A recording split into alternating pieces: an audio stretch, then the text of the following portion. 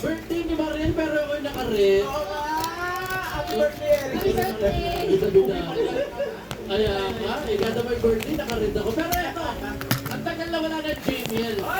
Alam nyo ba na maghaharap-harap na yung panalo ni Kong Linggo? Baka yung mga OA sa confidence eh maglalaban-laban na.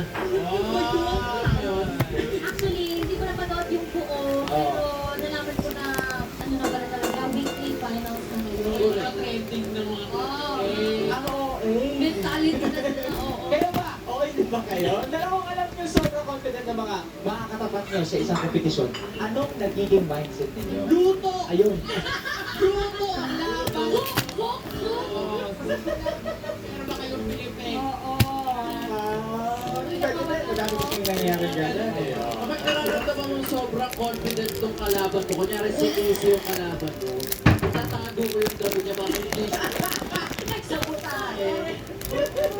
Para sure win ako, di ba? Makawalan ako ng kalaban. May sabotahe pala din. Meron ding ano, di ba, yung iniisip na lang natin na, ay, ang dami yung glove ko. Tama. Ay, ba't yan siya? O kaya ano, parang si Kicho nung manalo siya ng TV, ang ganda nung goal, nabuo siya yung mga Pinagandaan. puting-puti. Ikaw, sila ni Mario. Ako di pwede palupit. Wow. Pwede magpalupit. Naiyak?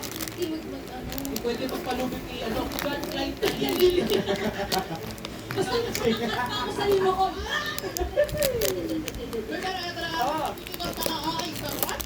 Pagkikita natin ang mga okay sa email sa ating live chat na What's up?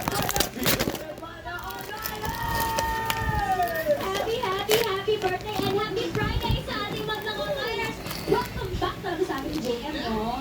Oo, dahil unang pababalik weekly finals agad ng ating latest segment. For sure, sobrang enjoy panoorin mamaya mga hindi takot kumarap sa madla at magpakita ng bulas-bulang news at score. Tama! Anong klaseng hamon kaya ang pagdadaanan nila ngayong weekly finals? Kayo ba? Ano sa tingin mo? Feeling ko may mag-harness mamaya. Ay! Ay! Nasa budget daw lang. Oo, may mga ganon. Feeling ko, may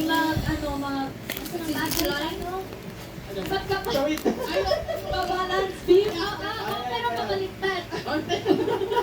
Nakababa siya. Grabe ba?